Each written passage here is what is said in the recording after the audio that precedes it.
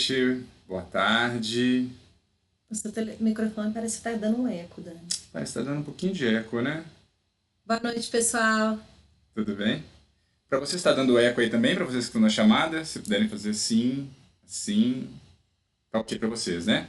Então a gente vai continuar, deve ser um eco só pra gente. Pessoal, eu queria muito agradecer a presença de todo mundo aqui com a gente hoje. Hoje a gente está fazendo um debate especial, né? Não é um debate com apresentação de filmes, mas vocês estão aí com a aba de filmes da nossa mostra de cine peruano Fora do Eixo. Então, são 7 filmes selecionados, muito legais. E hoje a gente vai fazer um debate com convidados, com cineastas, sobre a produção independente no Brasil e no Peru, similaridades, formas de cumprir com os nossos desafios de produção.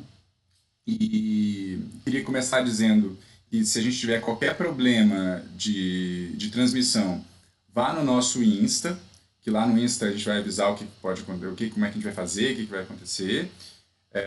E a gente hoje tem a ajuda do Gabriel, que vai nos ajudar com a tradução. Então, se alguém precisar não entender qualquer coisa, quiser mandar uma pergunta ou precisar, o Gabriel vai ajudar a gente com essa tradução, né?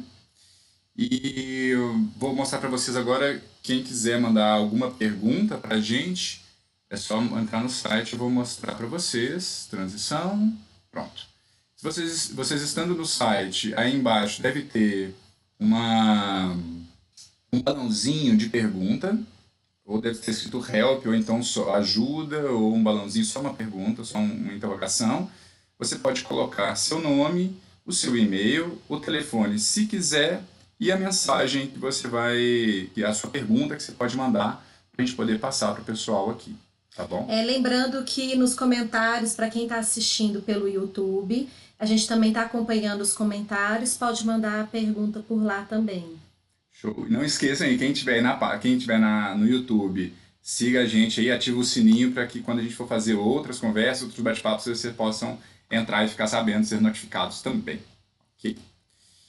Bom, antes de mais nada, para quem não conhece a Cardume, quem estiver acompanhando a programação e não conhece a Cardume é um streaming de curtas-metragens brasileiros, e a gente lançou no ano passado, no finalzinho do ano passado, esse mês, inclusive, a gente está comemorando um ano, é super massa isso, a gente está super feliz de estar comemorando um ano, e a nossa ideia é fazer com que os curtas-metragens que são produzidos eles sejam cada vez mais distribuídos, cada vez mais viralizados, mundo afora, e para que isso, com essa visualização, com essa comercialização dos curtas, a gente consiga fomentar o mercado de produção de curtas-metragens independentes no Brasil.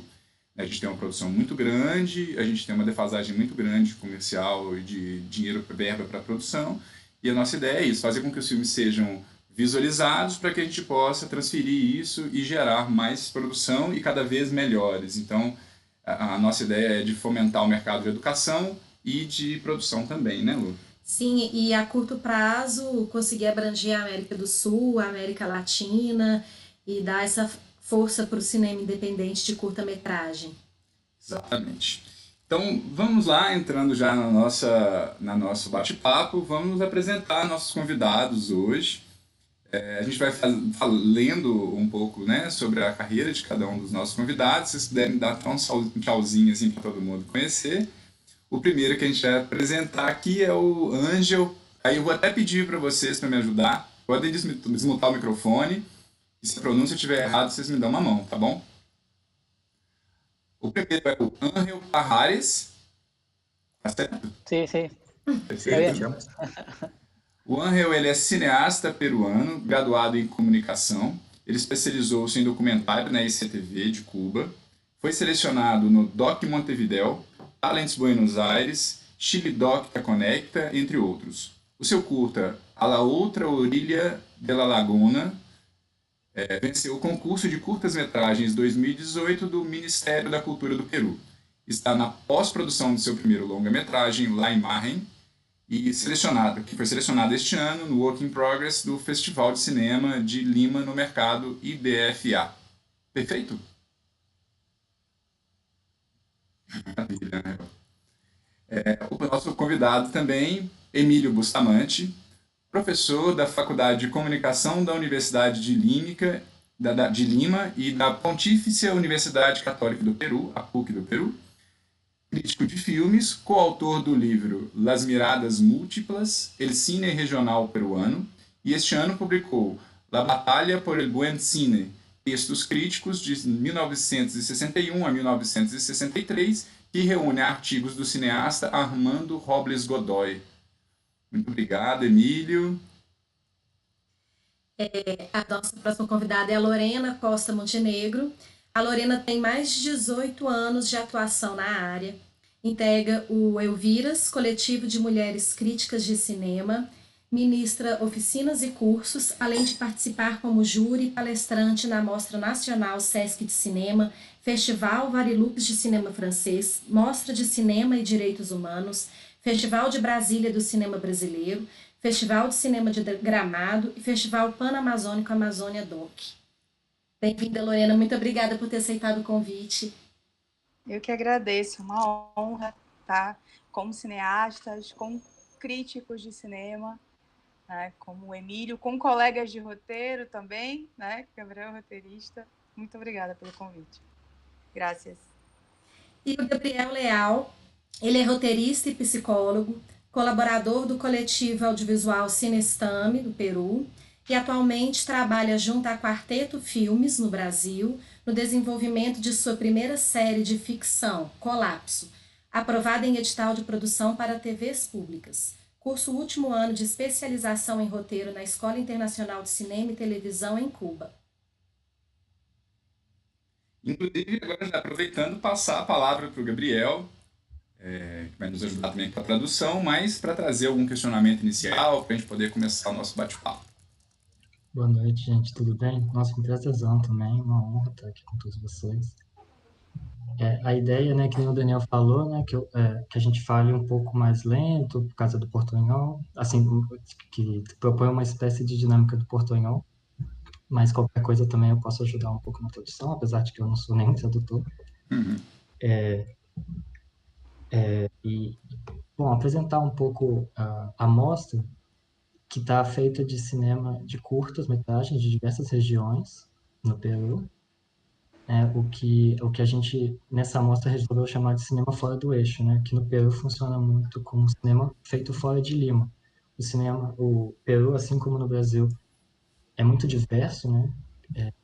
E há pouco tempo começou a expandir e a proliferar muita produção regional, né?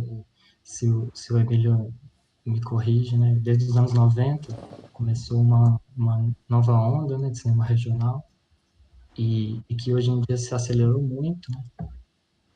E a mostra propõe a dar um pouquinho essa diversidade, né? Desde diversos gêneros, desde diversas regiões, estilos, né? Para entender, para ter um panorama geral daquilo que a gente pretende debater aqui, que é o cinema regional, tanto no Brasil quanto no Peru.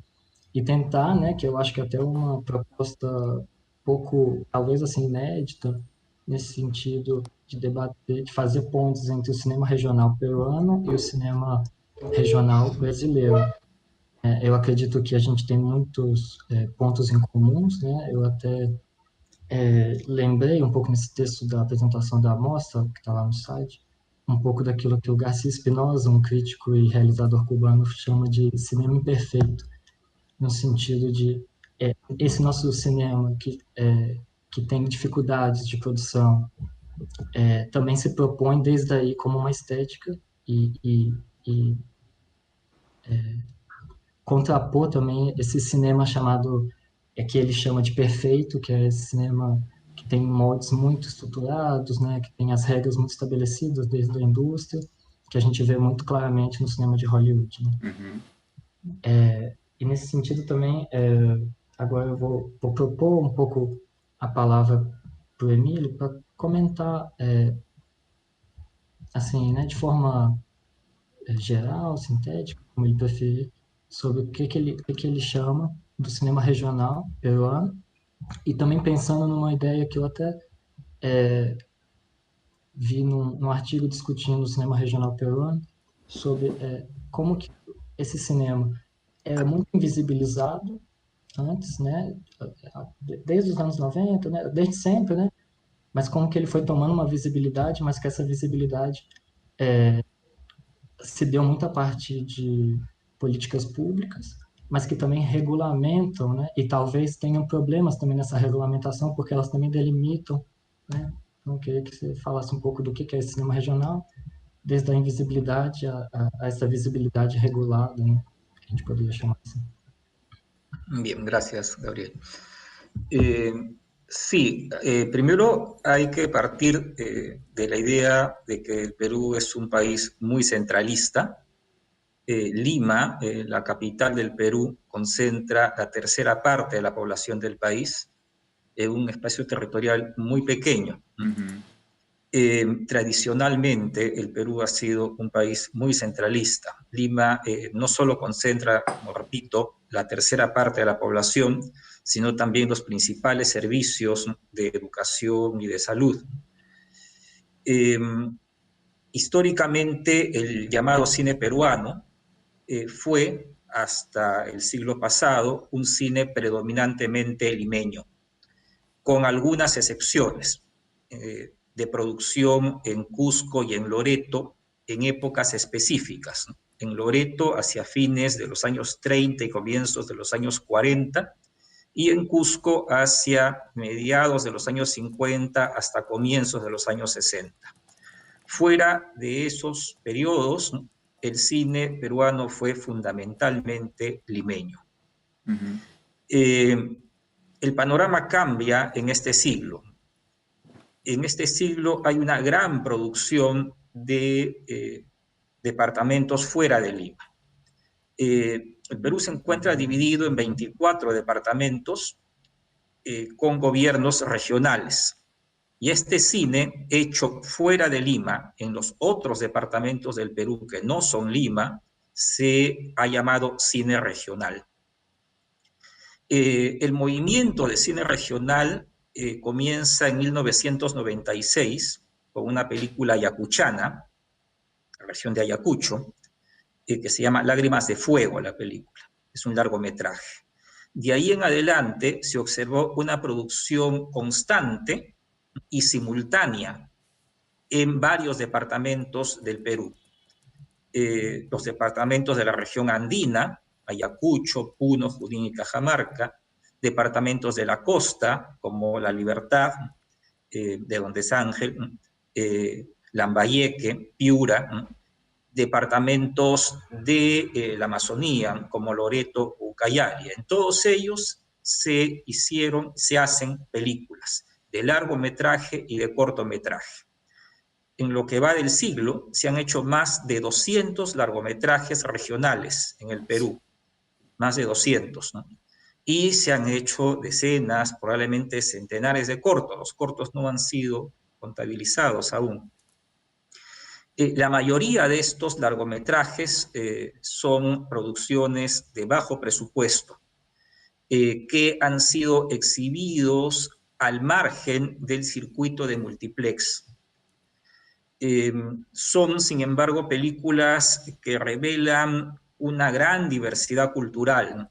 Y que inclusive demuestran modos alternativos de narrar a, digamos, el modo hegemónico, clásico, aristotélico. Hay películas de género, de terror, melodramas, ¿no? Y sobre todo en la región andina, que mezclan, que combinan las formas, digamos, de los géneros hollywoodenses, ¿no? Con formas de narrar que vienen de la tradición oral de esos departamentos, de esas regiones, incorporando personajes fantásticos, en el caso de las películas de terror, propios de esas regiones, ¿no? En cuanto a los cortometrajes, hay mucho cortometraje de autor, cortometraje documental, con modalidades alternativas también al documental clásico expositivo. Hay documental de observación, como el de Ángel que hemos visto, documental poético, como el de Nereida Paza que hemos visto. Hay cortometrajes experimentales, ¿no? como el de Eduardo Ibarra, ¿no? Entonces hay también una gran diversidad en la producción de cortometrajes, ¿no? Esta producción se ha hecho prácticamente al margen del Estado, al margen del Estado. La ley anterior establecía unos premios, ¿no? Y ha continuado este año otorgándose premios, ¿no? Inicialmente eran los premios a cortometrajes terminados, cortometrajes realizados. Recientemente se ha incorporado unos estímulos a proyectos de cortometrajes, pero la gran producción de cortometrajes del país ha sido realizada al margen del Estado. Igual la producción de largometrajes regionales. El Estado creó un premio exclusivo para regiones del país, ¿no? Cuando ya vio que el fenómeno existía, cuando ya vio que había una gran producción regional, ¿no? Han tenido este premio algunos frutos, se han premiado algunas películas, algunos proyectos, ¿no? De películas que luego han sido películas muy importantes, ¿no? Como Buñaypacha o Casos Complejos, ¿no? Pero no han sido suficientes, ¿no? Para estimular la producción regional. En realidad, si uno ve, la producción regional se ha mantenido estable con o sin apoyo del Estado, ¿no? Y se nota que es necesario un mayor respaldo del Estado, sobre todo para la distribución y la exhibición de las películas, no solamente para la producción. Hay además de parte de muchos cineastas regionales mucha desconfianza aún de presentarse a los estímulos del Estado. Han habido casos que creo que también hubo en Brasil, de que cineastas capitalinos, limeños, ¿no? Se presentan a los concursos, ¿no? Que están llamados solo para los cineastas regionales. O sea, crean una empresa en la región con la intención de presentarse para ganar ese premio, y generalmente lo ganan, ¿no? No digamos generalmente, en muchos casos lo ganan, aún sabiendo mucha gente que ellos no viven en esa región. Entonces se han dado esas distorsiones, ¿no? Se han dado esas distorsiones, ¿no? Que molestan mucho a los cineastas que sí trabajan en sus regiones. Pero por otro lado, ha habido en los últimos años un reconocimiento crítico a las películas regionales, tanto de largo como de cortometraje. Posiblemente los mejores largos peruanos de los últimos años fueron regionales. En el 2019 la crítica peruana dijo que el mejor largo había sido Casos Complejos, la película trujillana, El Departamento de la Libertad, una película dirigida por Omar Forero, y el año anterior, el 2018, también se reconoció como mejor película a una película regional, Huiñaypacha, una película puneña, ¿no? Una región del altiplano, película del director Oscar Catacora. Entonces ha habido un reconocimiento en los últimos años a este cine regional, y también un reconocimiento en algunos festivales, ¿no? Huiñaypacha ganó 3 premios en el Festival de Guadalajara, por ejemplo, ¿no? Otra película, En medio del laberinto, de Salomón Pérez, ¿no? De otro director de La Libertad, ¿no? Ha estado presente en el Festival de Rotterdam y en Mar del Plata, ¿no? Que las películas regionales han venido alcanzando cada vez mayor reconocimiento crítico e inclusive reconocimiento internacional por la presencia, por la selección en estos festivales. Eso es lo que puedo decir por ahora, Gabriel. Muchas gracias. Graças a ti, Emília. Bom, complementando também, né, lembrando que também o filtro, como o Emílio falou, né, o filtro de horror que está na nossa mostra é de Ayacucho, né, que eu acho que representa esse filme de gênero muito produzido nessa região, assim como os demais, né, também citados. E eu fiquei com... Vou encaminhar para... Mas eu fiquei pensando nisso que você falou, que eu achei muito interessante, Emílio, de que se manteve estável a produção com o apoio do Estado ou sem o apoio do Estado. Eu fiquei pensando se muitas vezes isso acontece aqui também no Brasil, talvez a Lorena, o Luciano e o Daniel possam até ter uma noção maior, que é que esses realizadores, esses cineastas, estão a fim de fazer o filme com ou sem o apoio, né? Então, que talvez se mantenha estável, né? Mas acaba que a diferença de orçamento varia demais, né? Com ou sem o apoio. Mas, de qualquer jeito, isso mostra que a vontade para fazer existe, né? E se mantém. E aí eu queria até passar a palavra para a Lorena, para ela falar, para ela dar esse panorama do lado do Brasil também, né? Falar um pouco o que ela entende como cinema regional brasileiro, que assim, que ao mesmo tempo que tem suas semelhanças também tem muitas diferenças, né? E dar um pouco essa continuidade nesse debate. Sim, tanto eu quanto acho que Lu, né, também e Daniel tem um pouco dessa experiência, porque a gente está fora do eixo, né, de certa forma, a gente pode considerar, acho que tanto o cinema da região norte, cinema amazônico, quanto o cinema de Minas, uns cinemas, né, que estão ali, não fazem parte desse contexto Rio-São Paulo, que acaba ficando com a maioria dos recursos, né. Só quería puntuar, Emilio, que es muy bueno conocer un cinema peruano para além de La Teta Asustada, que es una película que yo amo, pero es ese cinema de Lima. Existen múltiplos cinemas, múltiplas miradas fuera de Lima, que tive a oportunidade de conhecer, de assistir nesse festival, nessa mostra, e que imagino que falta janela, falta possibilidade para esses cineastas, né, que estão realmente fora do eixo aí no Peru. Pois é, a experiência, eu acho que aqui no Brasil, ela tende a ser, talvez, né, um panorama um pouco melhor, principalmente por causa da Ancine e do Fundo Setorial do Audiovisual, né, nos últimos anos. E aí, se a gente for pensar que aí isso é uma construção que, né, não é de agora, é uma construção que já leva pelo menos uns 12 ou até 15 anos, enfim, o começo do governo Luiz Inácio Lula da Silva, né, que a gente teve a gestão de vários ministros da cultura, de várias pessoas na SAV, né, que é a Secretaria do Audiovisual, realmente comprometidas com o desenvolvimento não só do setor, mas em democratizar, né, essas possibilidades de acesso aos fundos de financiamento, aos concursos, aos editais, né, às verbas, afinal de contas, para produzir. E aí a gente teve, acho que tanto o Ministério da Cultura, né, os editais que muita gente aqui, se não conseguiu, né, mas tentou, então muita gente concorreu.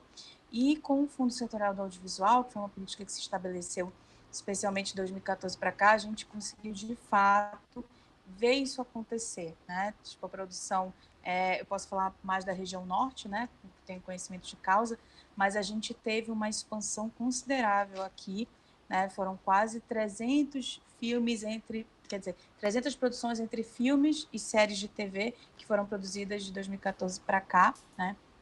Que, assim, algumas, claro, ainda não estão finalizadas, né? Tem todo esse processo, até porque Bolsonaro, né, fez uma grande gentileza, um grande favor de, inclusive, interromper algumas dessas políticas, né? Porque o propósito dele é realmente a destruição, a aniquilação total da nossa cultura, né? Porque a nossa cultura é uma forma de resistência.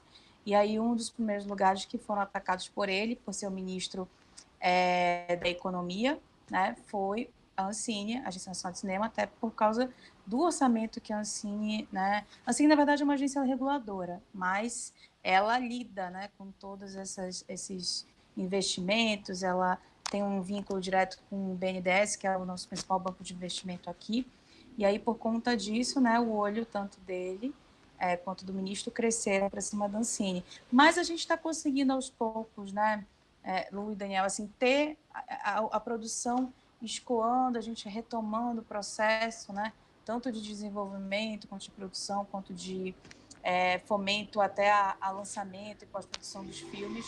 E aí isso tem refletido de uma forma realmente muito boa.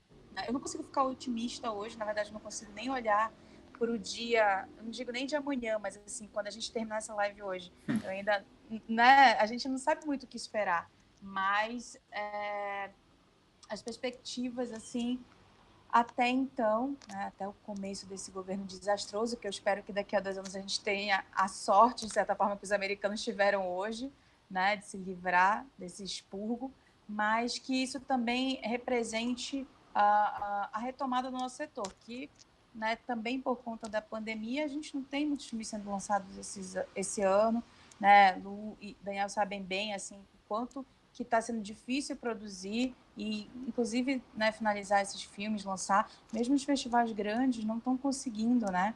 Tem muitas longas-metragens, na verdade, inclusive, por exemplo, tem uma coisa que eu não sei se tem aí no Peru, que muitos festivais como Gramado, como Brasília, pedem exclusividade, pedem ineditismo, mas até eles estão repensando isso, por conta dessa dificuldade, realmente, que não tem como, né? Você ter, tipo, cada festival com uma mostra competitiva única, né? Então, enfim, não sei se eu respondi muito bem a pergunta, mas é isso, muito por política pública, né? No Brasil, o fomento, ele é basicamente por essa via mesmo, né? A gente ainda tenta, de forma claudicante, também um fomento junto à iniciativa privada, mas são iniciativas muito pontuais, né? Volta e meia, né, alguma fornecedora de energia abre um edital, algum banco, algum cultural, mas não é algo estabelecido enquanto política, não. Imagina, para o Brasil inteiro, imagina,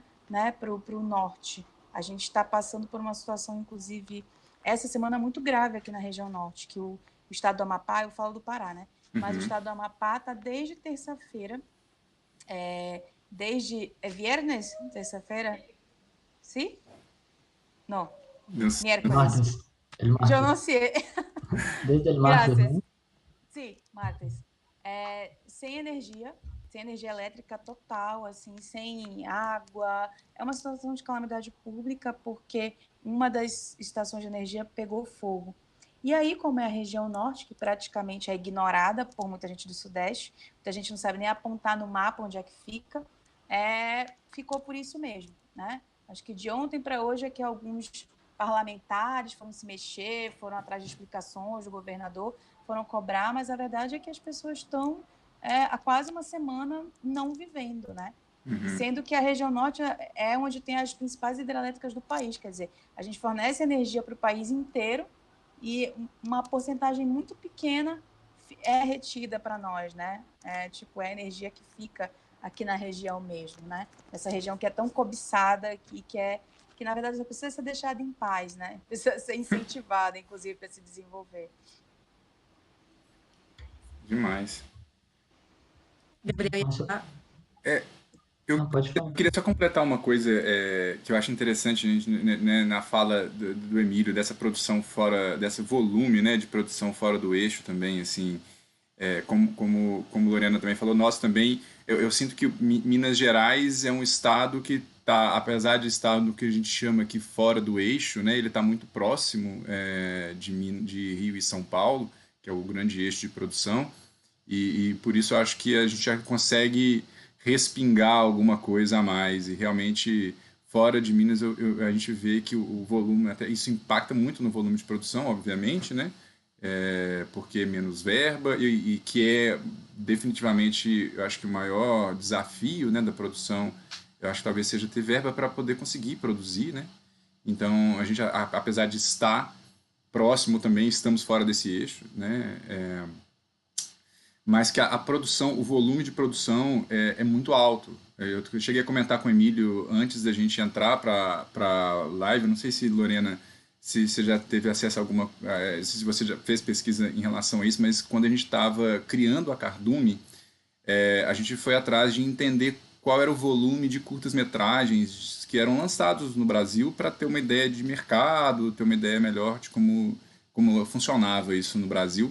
E a forma que nós achamos foi, a gente entrou dentro dos festivais para buscar quantos curtas passaram pelos festivais, e depois que a gente entrou em grande parte deles, a gente foi verificar quantos curtas tinham sido lançados, e a média de curtas-metragens lançados no Brasil estava em torno de 300 a 400 filmes por mês. Então, aí a gente vê, obviamente, grande parte deles. E aí, uma outra estatística interessante é que a gente pede para os produtores indicarem quanto de verba foi foi envolvido no curta. E se eu não estou muito enganado, cerca de 85% dos curtas-metragens que são produzidos no Brasil são produzidos com menos de 15 mil reais, que significa em dólares hoje cerca de 3 mil dólares, 2.500 dólares. Ou seja, aquilo que o Emílio falou, né, os curtas-metragens eles são produzidos praticamente pela força de vontade, porque 15 mil reais, 2 mil dólares não é um dinheiro suficiente para você conseguir produzir, né?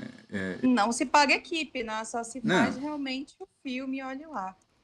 não se paga equipe. E eu conheço gente que faz até com menos, assim, mas é muito sofrido, é muito ruim, e isso demonstra a vontade nossa de fazer, né?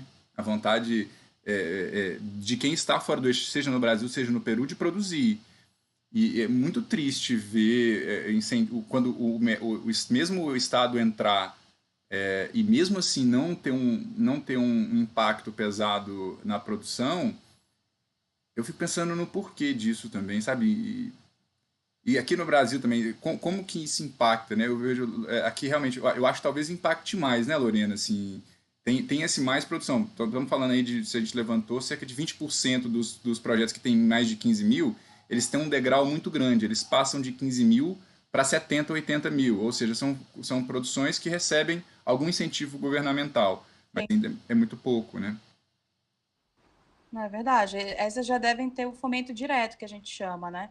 Ou Sim. pelo menos, tipo, alguma coisa, uma lei estadual. A nossa lei estadual, por exemplo, aqui no Pará, vai ser reformulada, porque ela é uma lei de captação indireta, né? Você recebe uma carta, e aí você tem que ir lá bater na porta do empresário e dizer, olha, pelo amor de Deus, sou um cineasta independente, por gentileza, né? Me dê, enfim, patrocine meu filme, então me dê uma porcentagem, mas não é o ideal mesmo, né? A gente precisa que cada estado do país tenha, além do governo federal, que centraliza muitos recursos, mas ainda assim, né, vem a ser a nossa tábua de salvação, mas que todos tenham um fundo, né, consolidado de audiovisual, que tenha, como Pernambuco. Acho que Pernambuco é o melhor exemplo que existe, não à toa, né, a produção de Pernambuco vem a ser uma das mais pujantes e pulsantes, né, e volumosas das últimas décadas, porque foi um investimento brutal, foi um investimento de quase 20 anos feito, né,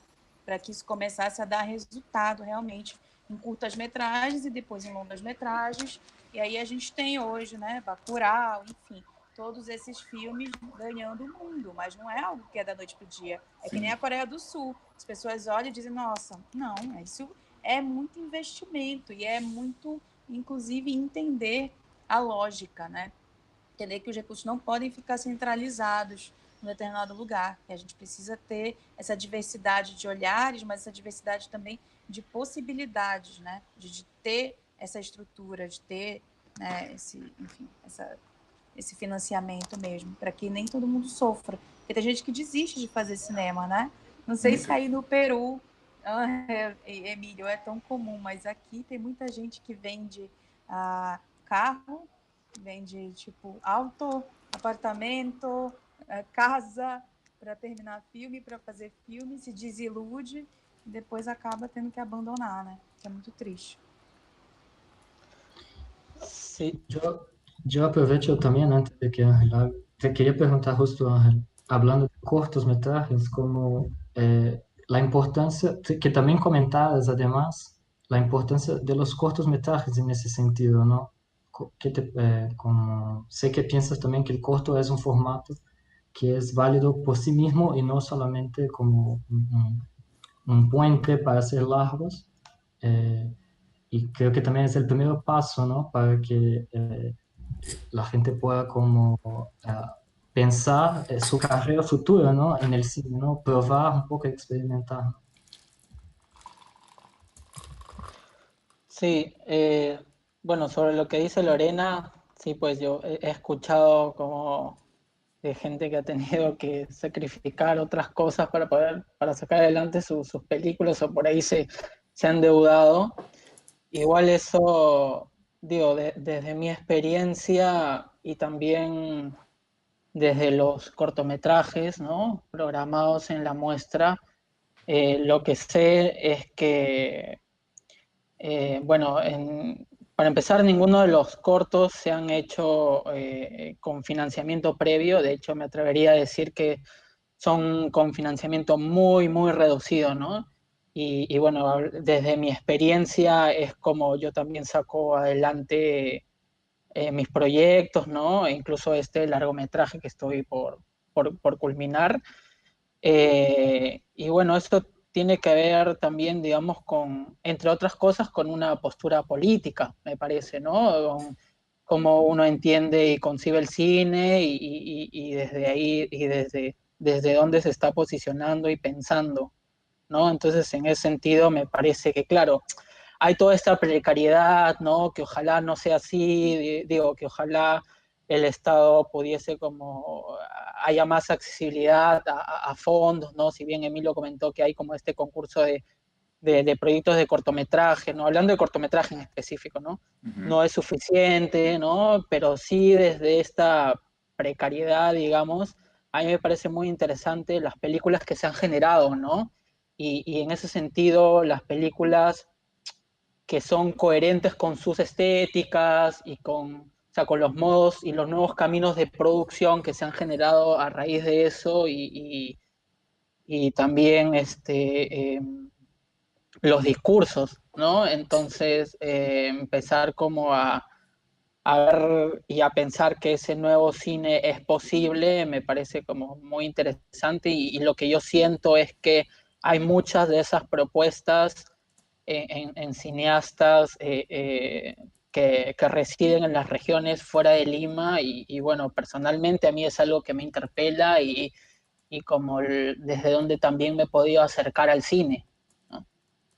Y sobre lo que dices de los cortometrajes, sí, de hecho, sin duda, a mí me parece claro, se piensa mucho que el cortometraje es un paso para el largometraje, ¿no? Cuando no es así, ¿no? Y digo, el cortometraje tiene su vida propia, ¿no? La película medio, o desde lo que he podido experimentar, es la que te va un poco diciendo cuál es el metraje, el tiempo, ¿no? Y también como pensar en eso y no forzar, digo, una duración por pretensiones de que sea un largometraje, también me parece como muy equivocado.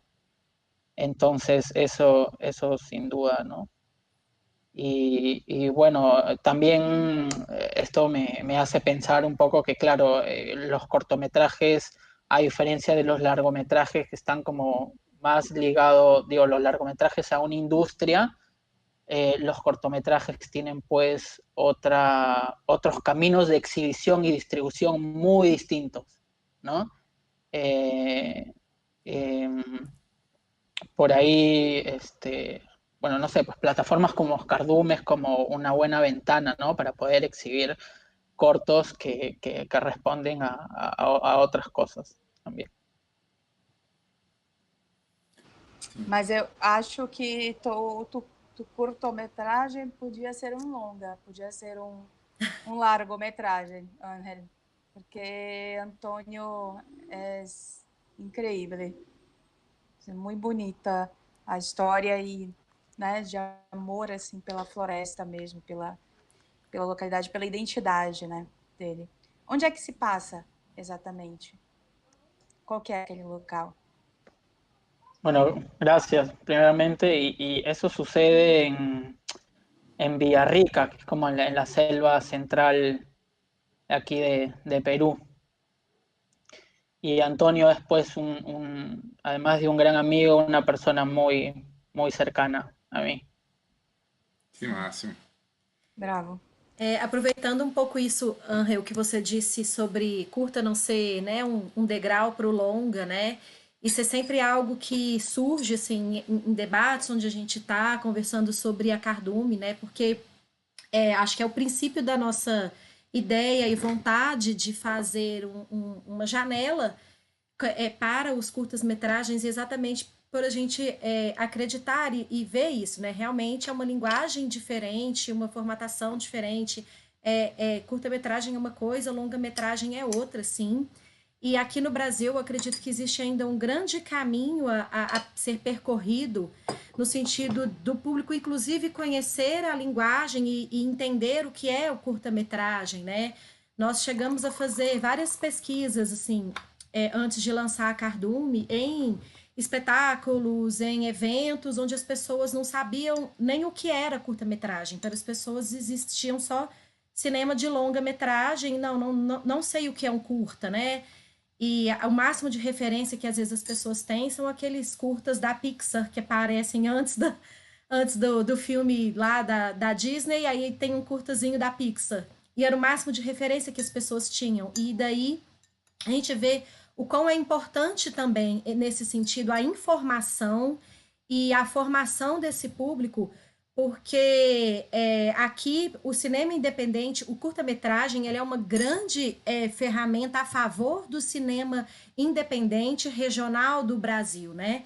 Por ser uma linguagem mais direta, por se conseguir, às vezes, produzir com menos verba.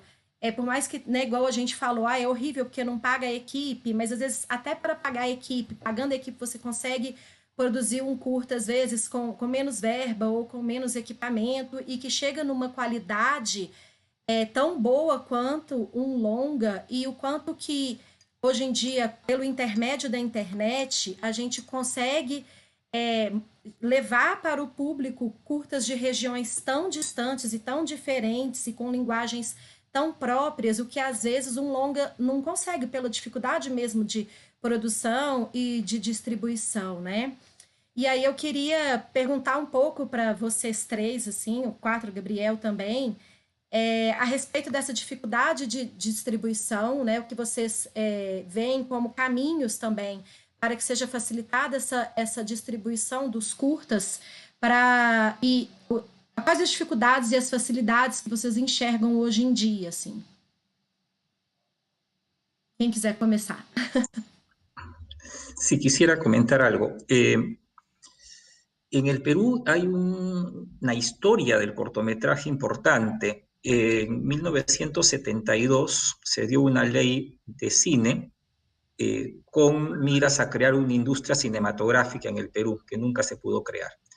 La ley tuvo vigencia hasta 1992, unos 20 años, y establecía la exhibición obligatoria en salas comerciales de largometrajes y cortometrajes peruanos.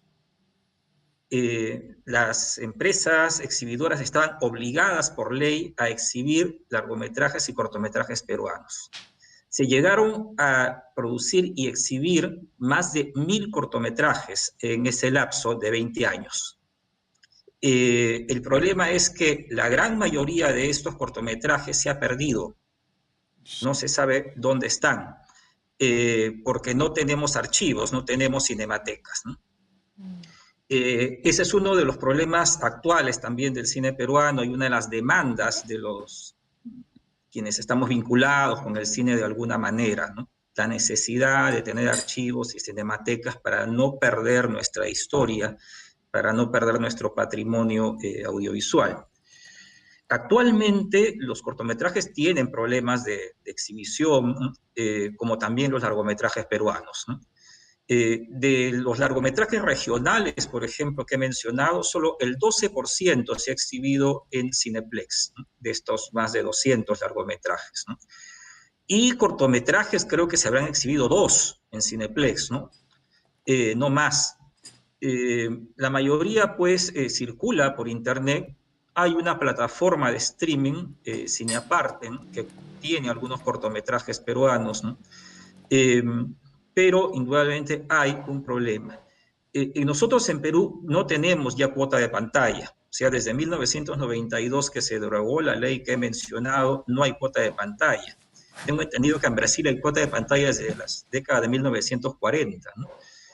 La televisión pública no exhibe cortometrajes, ¿no?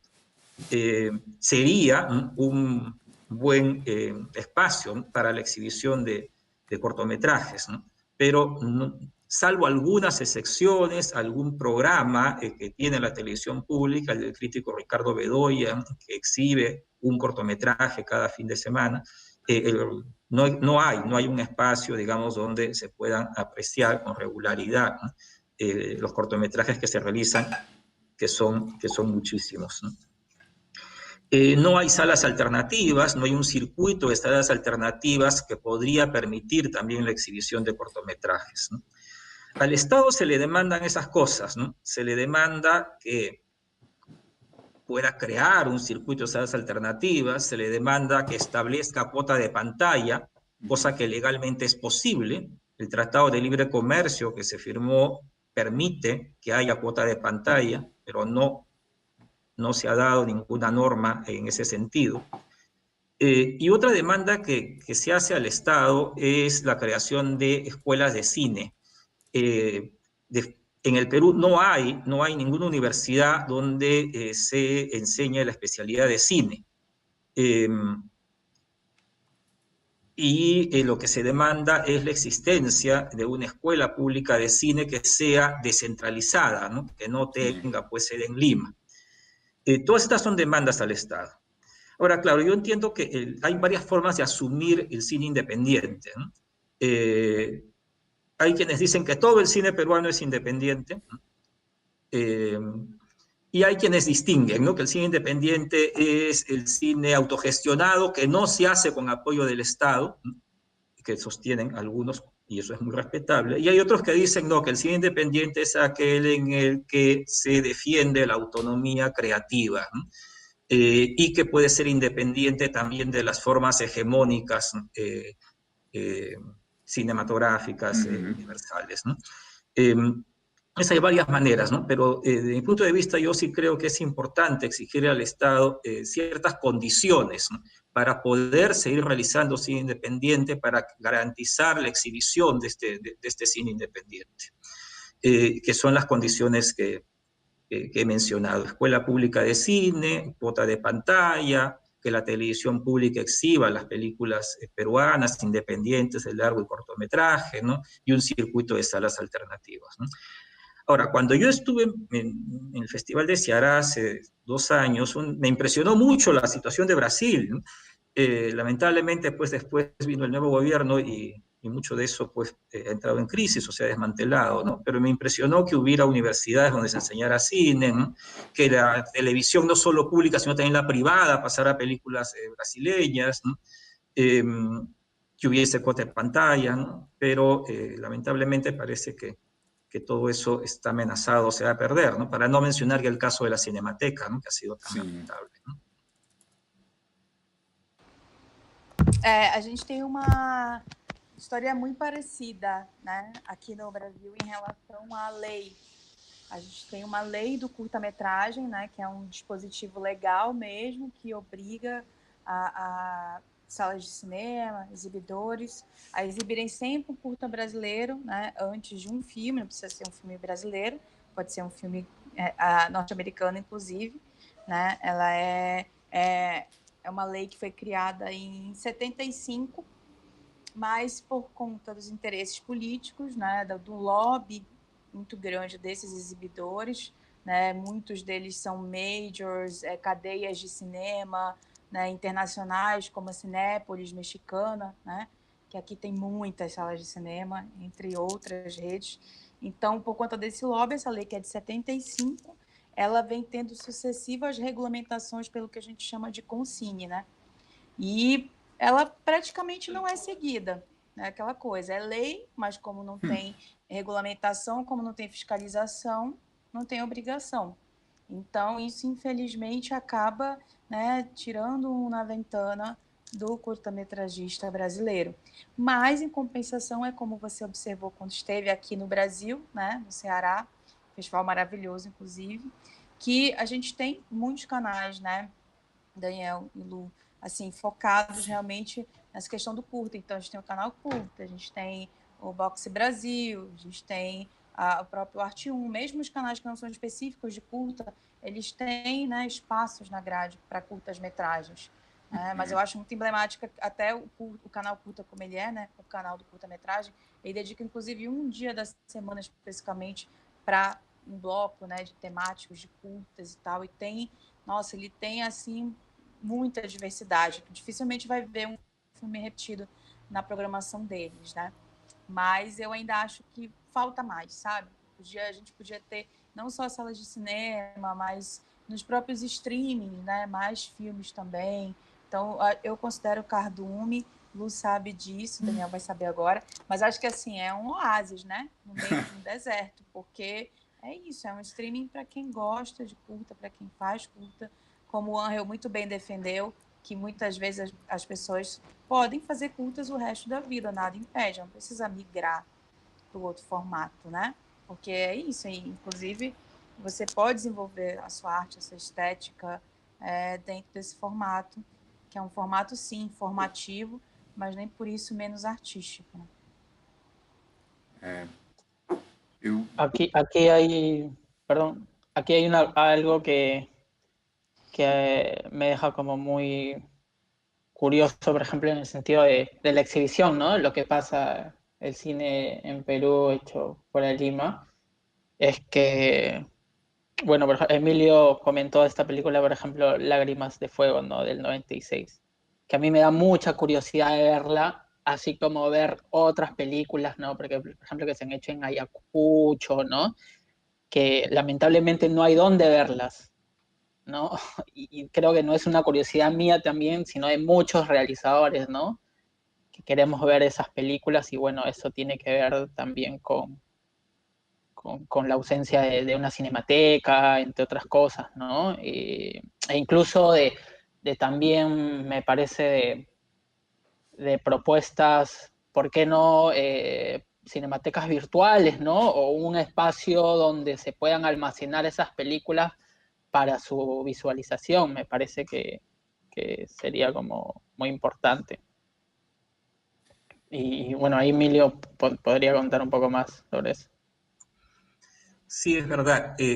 Muchas de estas películas tuvieron éxito regional, congregaron a muchos espectadores, ¿no? Sobre todo las películas de terror ayacuchanas, y también los melodramas puneños.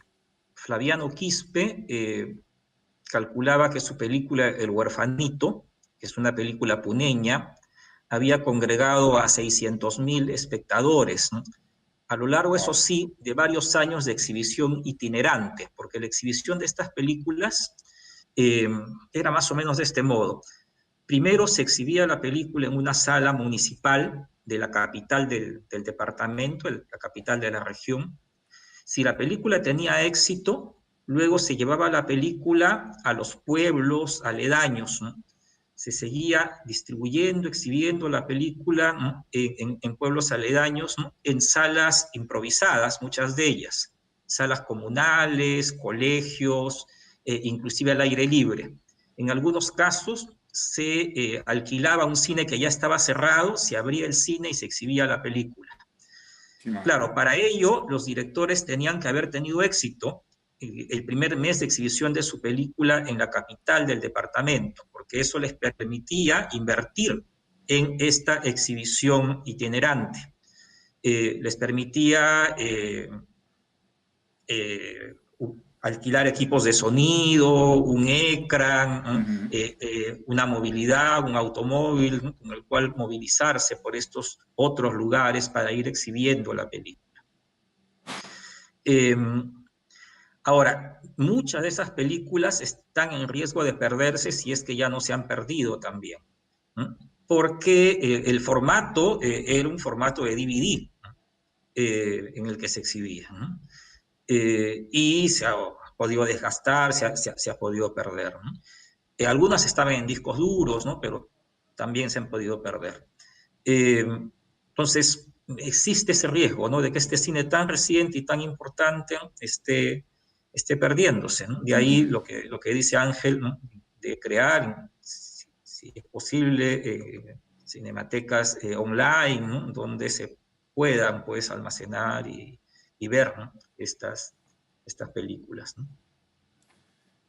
A gente recebe fluxo muito grande de material aqui na Cardume e inclusive eu fico até pensando nisso, né, assim, como que isso torna-se depois de um certo tempo um repositório também para consulta, para pesquisa, porque é história, é saber como é feito o nosso próprio cinema ele nos leva a referências dentro da gente mesmo, né? Assim, várias são as vezes que a gente está discutindo aqui sobre produção, porque todas as quintas-feiras, eu não sei se Emílio sabe, eu acho que já sabe, mas todas as quintas-feiras a gente faz, Lorena acho que sabe também, né, das sessões comentadas, a gente faz o lançamento do filme na Cardume e a gente convida os produtores a falar sobre como foi feito o filme, como é o processo, sobre a temática, para incentivar as pessoas a conhecer como é o processo. E por várias vezes foi levantada essa questão, né, de como assistir o nosso cinema, assistir o cinema, talvez o regional que seja até menos influenciado, traga para a gente referências dentro do nosso próprio cinema, né? O que é construir... eu vejo muitas vezes diretoras ou diretores falando, eu vou construir esse plano meu, baseado num plano de Tarkovsky, que é baseado num plano de Tarantino, baseado num plano sempre de alguém norte-americano ou europeu. E eu fico, às vezes, me questionando por que não tem ninguém que fala, poxa, esse plano meu é baseado em tal cineasta brasileiro, em tal cineasta brasileira, porque a gente tem sim uma produção vasta, mas isso não é referência, a gente não bebe, não tem nem aonde ver às vezes, né? Como o Angel falou, não tem onde achar os filmes. E no Brasil, de alguma forma, também tem um pouco dessa carência, né? E honestamente, eu sinto que isso é uma política que, de alguma forma, vem do norte também, né? De abafar, de fazer com que os cinemas em shopping sejam todos de grandes empresas, de grandes indústrias, e você nunca consiga entrar nisso. Por mais que exista uma lei, não existe a regulamentação, porque isso não é de interesse, sabe? O cinema é uma força muito grande comercial, é uma força muito grande de força cultural, e que, de alguma forma, parece que essas pessoas, essas grandes empresas, a grande indústria, quer abafar, eles não querem que a nossa indústria cresça, né? Assim, e é triste, porque aí você perde potência, né? Com isso, perde dinheiro, perde tudo, perde, inclusive, pessoas assistindo. Uma outra estatística interessante, e aí a gente começa a ver o copo meio cheio, mas também vê o copo meio vazio, né? Meio vazio, mas meio cheio. A gente aqui na Cardume hoje, cerca de 10% das pessoas que acessam o site são estrangeiras, norte-americanas. E aí eu começo a fazer algumas... a gente fica pensando, né, sobre a filosofia disso, o quanto que o nosso cinema interessa para quem está de fora. Só que a gente não consegue chegar lá. Então, eu fico pensando nessas possibilidades de... A gente, por exemplo, agora nós estamos com uma iniciativa de legendar os filmes todos em inglês, porque é uma língua muito falada, espanhol e inglês, para que a gente consiga... Esse público hoje ele entra no site, mas sai. Porque não tem... as películas não tem legendas, subtítulos. Então, se tiver, de repente a gente consegue exportar esses filmes, seja para a Europa, seja para os Estados Unidos, para que a gente consiga trazer de lá a verba para que a gente possa produzir também, né? Seja para a China daqui a pouco. Mas eu fico pensando muito nisso, em como o cine peruano, para mim, me interessa muito ver. Eu falei com o Emílio hoje, foi muito nostálgico ver lugares onde a gente visitou no Peru, ver como os filmes de locais específicos são feitos de formas diferentes, sabe? E isso interessa para quem está de fora. E às vezes o próprio público brasileiro, eu sinto que, eu acho, talvez, não sei se isso acontece no Peru também, mas a Lorena pode até falar um pouco também o que ela sente disso, que o público brasileiro ele não assiste o cinema brasileiro porque ele não está acostumado a ver o cinema brasileiro, né? E aí você fica com esse cinema restrito. Mas eu acho que é até uma construção um pouco mais perversa dessa questão da colonização mesmo, né? Sim. Essa construção de desvalorização da cultura do Sul, né?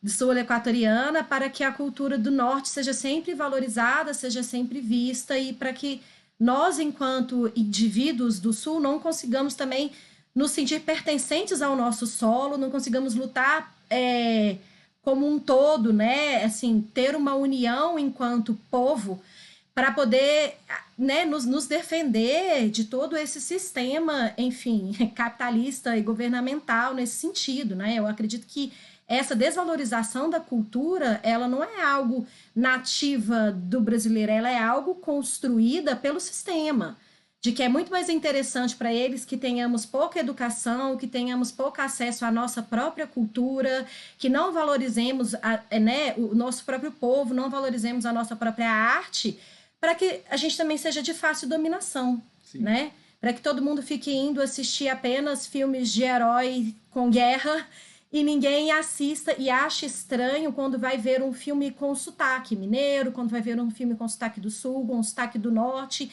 e acha que isso não é cinema. Não é porque eles não estão acostumados, é porque existe uma construção para que isso não seja tido como arte, né? É como se fosse artesanato, né? Falar que a arte brasileira é artesanato, enquanto a arte de fora é arte, né? Muy interesante lo que acabas de decir. En la ley peruana anterior, la que se ha derogado hace poco, se decía que el cine era considerado un arte de primera importancia para la formación de la identidad nacional. Eso decía la ley anterior, la que se ha derogado. La actual ley, que ha salido hace poco, ya no considera eso, ya no contiene ese artículo.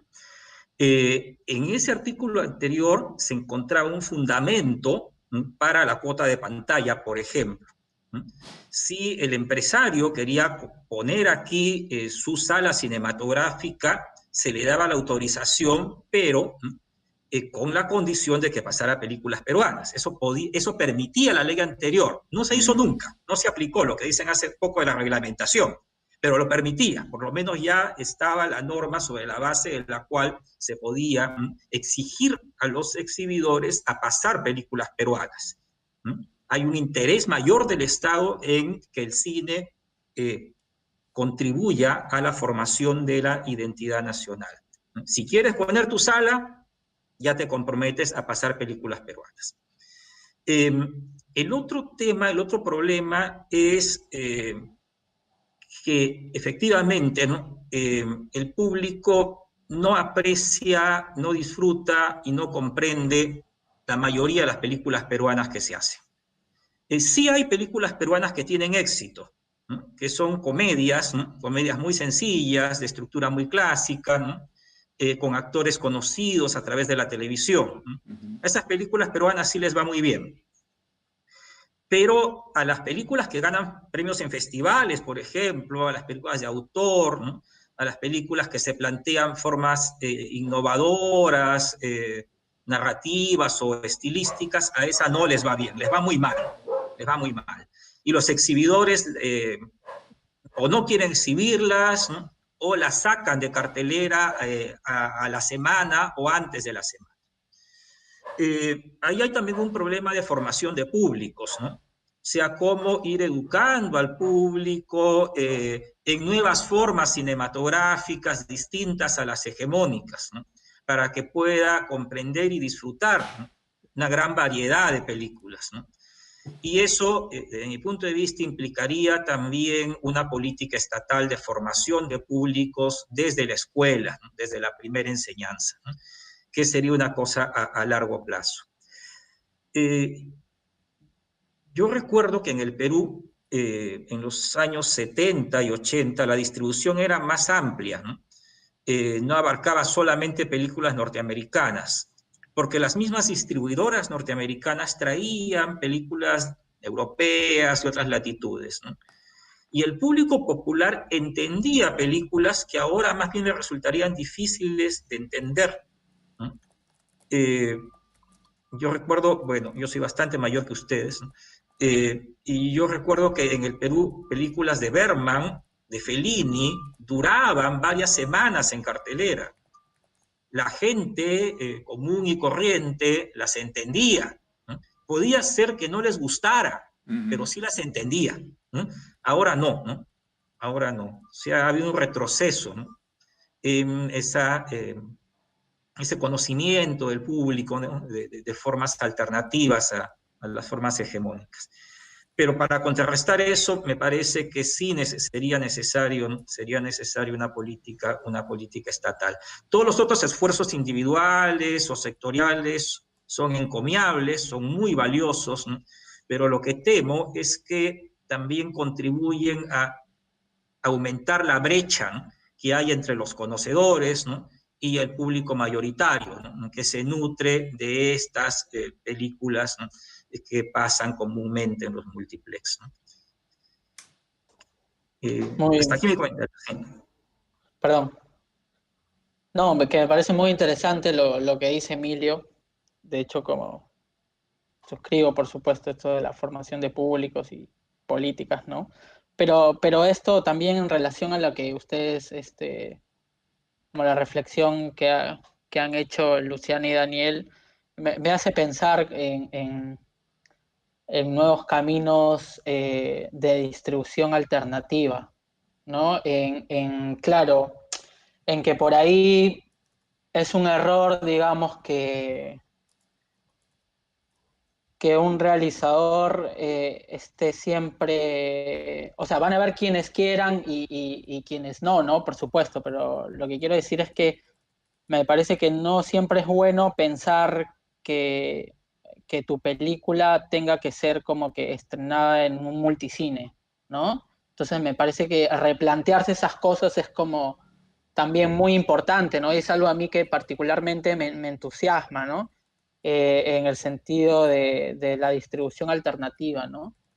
Mm, y por ejemplo, a nivel latinoamericano, que es además como el territorio al que, por supuesto, ¿no? Como soy más cercano y como que por donde me he movido, que he intentado como poder exhibir justo este cortometraje, ¿no? Que hace parte de la muestra en espacios, cinematecas alternativas, pero no solamente de Perú, ¿no? Sino, por ejemplo, de Argentina, ¿no? Ahora aquí en Brasil, ¿no? En México. Entonces me parece interesante, al menos para un cortometraje, pensar esas formas de exhibición y distribución, ¿no? Además que está todo esto del Internet. Y claro, cuando digo Internet no me refiero necesariamente a, bueno, sube tu película a YouTube, que hay muchos realizadores que lo hacen, que me parece también que está bien, ¿no? Hay algunos que es como la última opción, bueno, YouTube luego lo libero, ¿no? Y digo como esta exhibición online que también pasa por plataformas, ¿no? Que incluso hay plataformas que tienen restricción de territorio, ¿no? Entonces, pensar todas esas cosas es como, o repensar todas esas cosas en relación a la distribución me parece también fundamental, porque si finalmente lo que queremos es que mucha gente puedan ver nuestras películas, ¿no? Y acceder a eso, es el camino, digamos, más coherente, me parece, con lo que estamos produzindo. Sim. Mais. Por supuesto que sim. Eu queria até aproveitar, Emílio e Ana, esse gancho que vocês deram falando um pouco, né, sobre essas peculiaridades, essas especificidades, na verdade, desse cinema no Peru, né, das dificuldades, que eu fiquei sabendo, por exemplo, hoje, até um pouquinho antes de começar o nosso bate-papo, que o Pino Solanas faleceu, né? Fernando Solanas, um grande, assim, para mim, um dos grandes cineastas da história, com certeza, né? Argentino, militante, político, e para quem o cinema latino-americano era um cinema que precisava existir, né? E principalmente o cinema sul-americano, para além da gente estar no mesmo território, mas a gente pensar o cinema como uma maneira de resistir e de exercitar a nossa cidadania. E aí, vendo a mostra de cinema peruano, não podia deixar de fazer essa alusão a ele também. Estou muito triste, ele morreu de Covid, né, em Paris, infelizmente. Mas a mostra peruana, acho que, com exceção talvez do filme de terror, né, e acho que talvez também, mas eu acho que o teu filme também tem um aspecto político muito forte, né, Angel? Então eu até incluo ele nesse universo também, mas acho que tirando o filme de terror e o Somos Patas, todos os outros filmes têm uma construção, né? São autoficções, são ensaios, são diferentes em termos de formato, mas o discurso é muito uníssono, né? O discurso é muito singular em relação a essa militância mesmo, né? Tipo, a arte como resistência, né? Como Roberto Rossellini sempre disse, que, na verdade, toda forma de arte é política, mesmo sem querer sê-la, né? Que a gente, só pelo fato de nascer, nós somos seres políticos, então o cinema não poderia ser diferente. E aí acho que é importante a gente pensar nessas pessoas, nesses autores, né? No cinema peruano, imagino que tem os seus Fernando Solanas também, tem os seus Glauber Rochas, porque o Glauber vem a ser, né, nos últimos dias, ele voltou aqui no Brasil com uma força por causa de um meme, por causa de uma brincadeira de internet, que foi um vídeo dele famoso do Festival de Veneza, né, onde ele exibiu Idade da Terra, e onde ele fala em portunhol, em italiano, enfim, na língua do Glauber, né, misturando vários idiomas, como que o cinema dele e, por tabela, o cinema sul-americano e latino-americano é considerado um cinema inferior, né, pelos críticos. Ele cita o Michel Siman, né, fala que ele quer, né, valorizar cineastas de quinta categoria, de segunda categoria, como Louis Malle, né, ou o mesmo João Cassavetes, que é um falso cineasta independente, né? E aí ele fala, claro, é a frustração do diretor, mas também que eu acho que as pessoas deviam procurar entender, né, o cinema e a filosofia de Glauber, de Solanas, para além do que elas acham que conhecem, e se dá o trabalho de assistir os filmes deles, mas acima de tudo, de ler os escritos deles, né? De ler, tipo, livros como Ponte Clandestina, que é de um dos nossos críticos de cinema, um dos meus preferidos, que já faleceu, infelizmente, o Zé Carlos Avelar. Avelar escrevia muito sobre cinema latino-americano, né? Cinema sul-americano. E ele tem uma frase que, assim, me acompanha muito, que eu acho maravilhosa, que ele diz que esse cinema sul-americano, na verdade, é uma indústria da autonomia do imaginário, né? Que a gente tem total capacidade, na verdade, de ter as nossas narrativas, de potencializá-las, de consolidar indústrias, mas que estejam descoladas dessa lógica norte-americana, europeia, que não tem nada a ver com a gente, né? Não à toa, o Michel Siman nunca vai entender, o Glauber nunca entendeu, assim como muita gente também se nega, né? Sim. Lô, eu queria aproveitar um pouquinho do gancho que você fez, que eu já tinha essa pergunta para te trazer, a respeito de como você trabalha e enxerga o universo da crítica para o cinema independente, e falando principalmente assim para a questão do curta-metragem, né? De como que, para além de, às vezes, críticas específicas para os curtas que estão em determinados festivais, de como que isso pode ser trabalhado ou já para poder buscar um pouco desse cinema fora do eixo, no sentido de curtas-metragens fora do eixo e fora até dos micro-eixos, assim, né? Tipo, a gente tem aqui BH e Minas Gerais como um eixo que recebe muito mais do que as cidades do interior, então a gente também tem essa lógica aqui no Brasil, né? Que a gente tem o eixo Rio-São Paulo e a gente também tem o eixo capitais e cidades do interior, que também funciona de uma outra forma. E como que você, enquanto crítica, enxerga isso e vê a crítica para o cinema independente, assim, atualmente?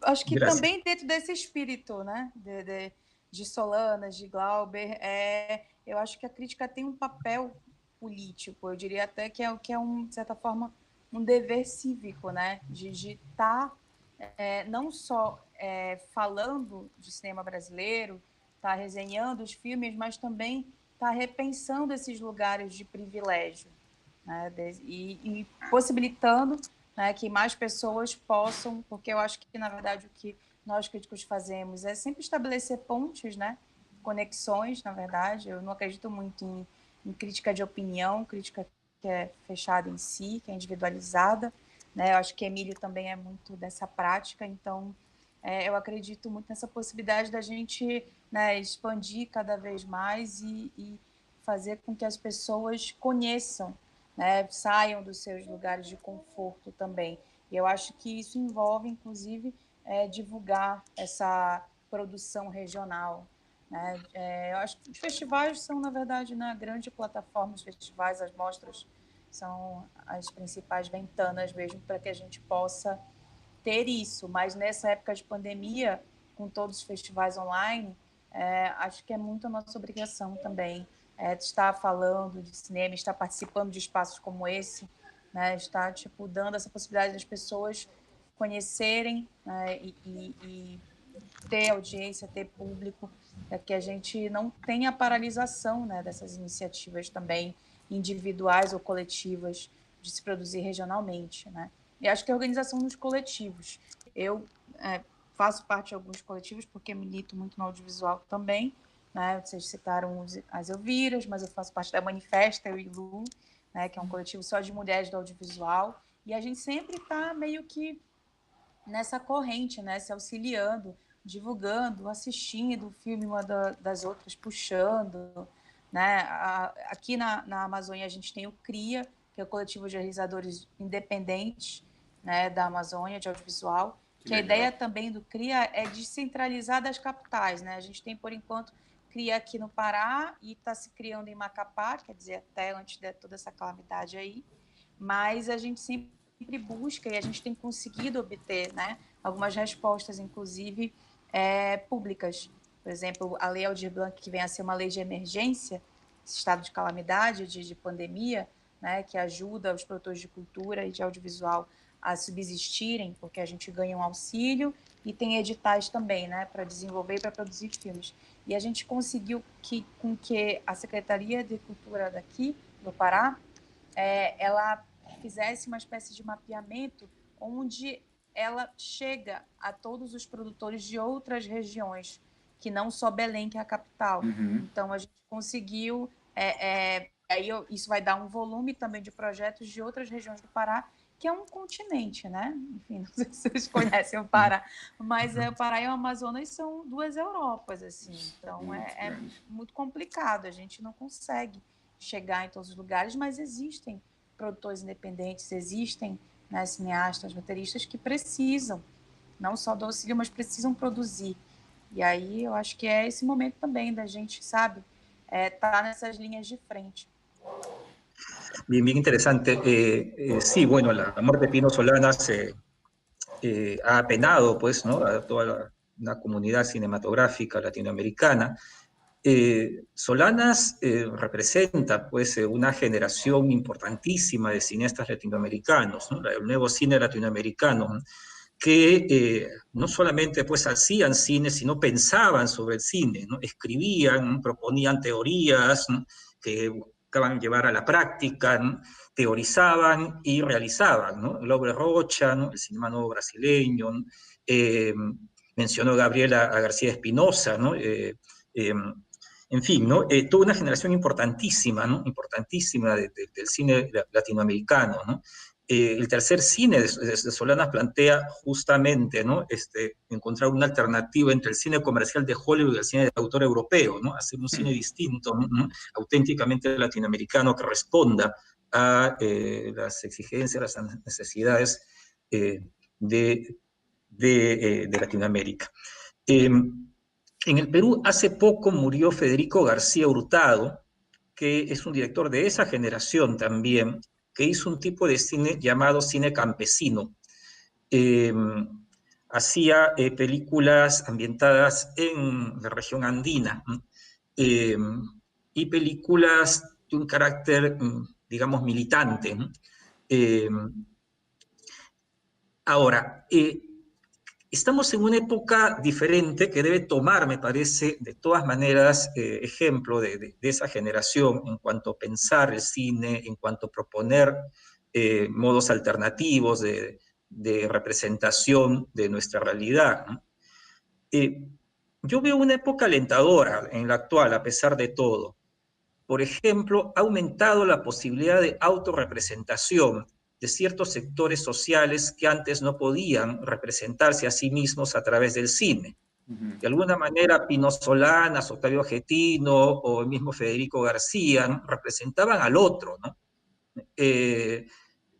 Eran cineastas de clase media, o inclusive de clase alta, algunos que estaban representando, ¿no? al otro, ¿no? Y ahora existe la posibilidad de que ese otro pueda representarse a sí mismo, ¿no? En el Perú, por ejemplo, hubo 3 momentos, me parece, del llamado cine andino, del cine de la región andina, ¿no? Uno que es el de Cuculi, de la llamada Escuela del Cusco, que son cineastas de los años 50 y comienzos de los 60, ¿no? Que son cineastas de clase media, inclusive algunos de origen terrateniente, que hacen una representación del otro a través de sus películas, ¿no? Del indígena cusqueño y de sus festividades, ¿no? Luego viene Hurtado, que hace también esa representación del otro, ¿no? Pero más bien de sus demandas, ¿no? De su rebelión contra el Estado, de su lucha por la recuperación de sus tierras, ¿no? Que estaban en manos de los hacendados. Pero Hurtado era también un cineasta que tenía un origen de hacendado, ¿no? Claro, era un hombre progresista, de izquierda, ¿no? Pero era un hijo de hacendados, ¿no? En Huayaypacha, más bien, lo que hace Catacora es representar a sus abuelos campesinos. Él es un nieto de campesinos, ¿no? Y si uno ve las películas, uno ve las miradas diferentes, ¿no?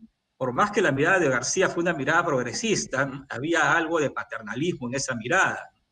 En la mirada de Catacora hay más horizontalidad, ¿no? Justamente con los representados. Creo que en nuestra época estamos en la posibilidad de ver, ¿no? Esas otras miradas que antes no podían verse, ¿no? Eso me parece alentador. En cuanto a la distribución y la exhibición, lo que ha dicho Ángel me parece interesante y Cardume me parece justamente el tipo de iniciativa que debería de multiplicarse, ¿no? Es decir, ¿no? Estas plataformas, ¿no? Que permiten, ¿no? A un público amplio, no solo de su país, sino inclusive el extranjero, acceder, ¿no? A estos nuevos cines, a estas nuevas miradas, ¿no? Yo creo que entre lo terrible que ha sido la pandemia y sigue siendo, ha traído justamente la atención, ¿no?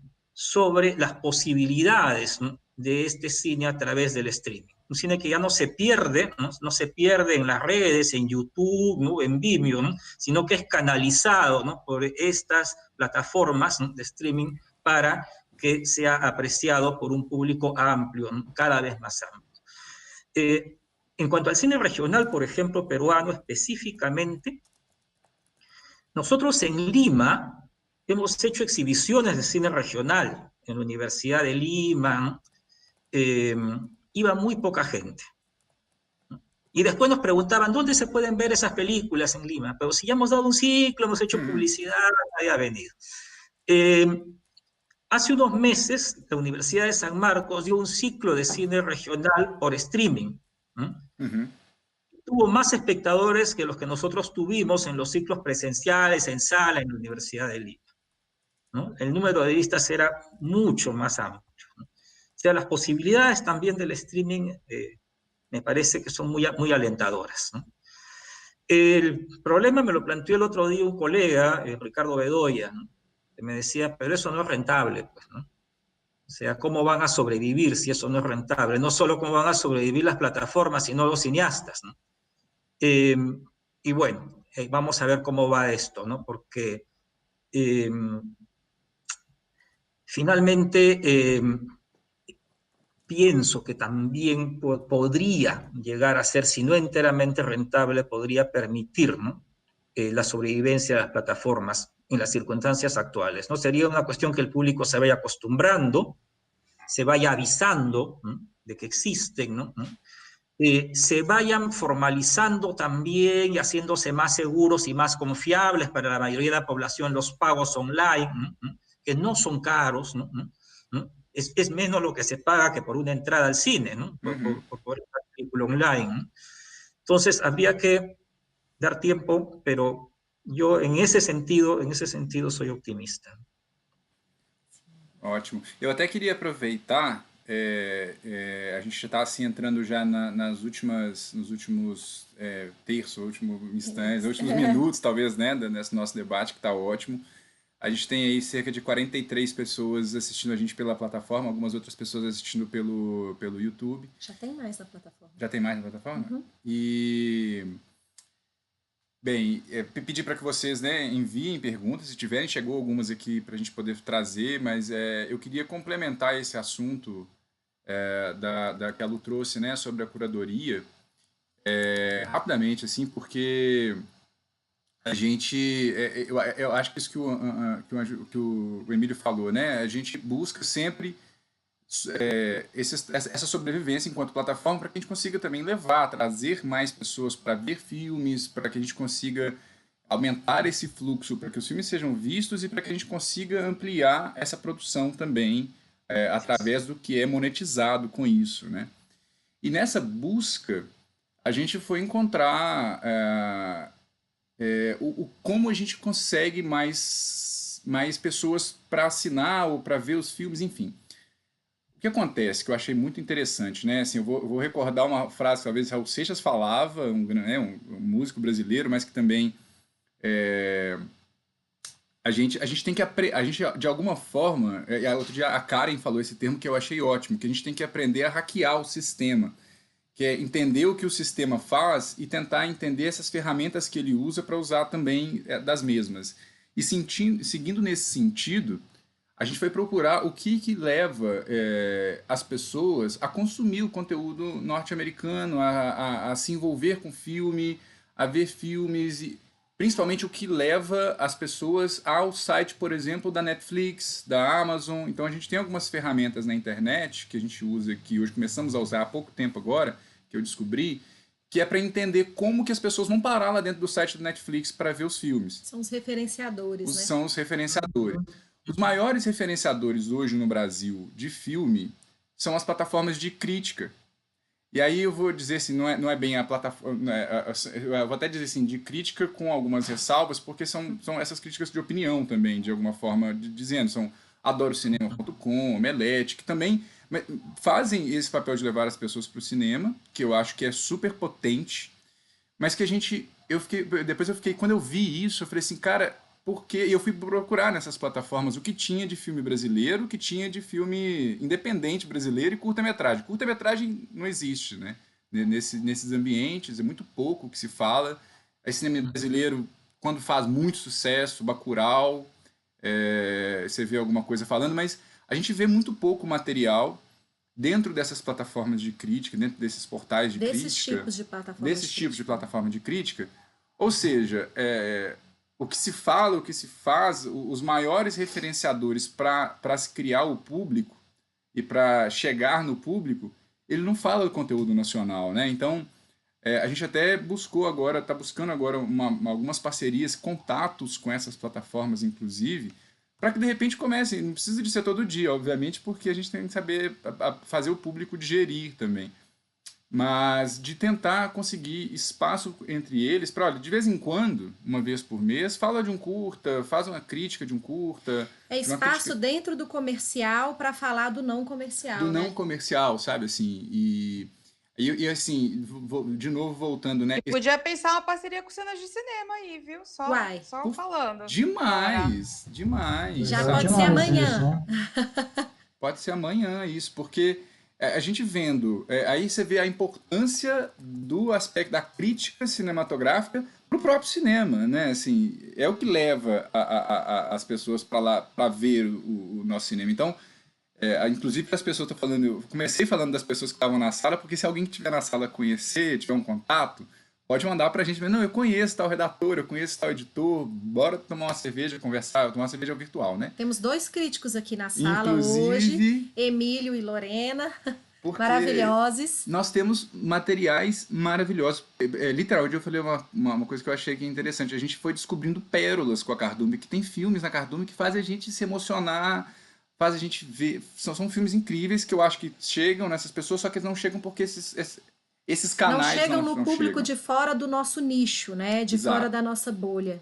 E esses portais, essa escrita, ela é muito importante para isso. Então, eu queria trazer, né, só comentar de forma geral o que eu achei que é essa importância absurda dos portais de crítica cinematográfica até para a valorização da nossa própria cinema, da nossa arte, assim. E, enfim, se alguém conhecer alguém, por favor, passa pra gente. Temos os dois, a gente conhece os dois. Mas é isso, assim, né? Eu vi até uma reportagem de alguém falando assim, a crítica morreu, mas não morreu não, ela é importantíssima nesse lugar, sabe? Pessoal, então eu vou abrir aqui agora para as perguntas da plateia. Eu vou fazer a primeira pergunta do Augusto Brasil. Gostaria de saber de vocês sobre as possibilidades de coproduções Brasil-Peru, Quais são os pontos onde as nossas culturas dialogam e possíveis resultados de uma parceria como esta?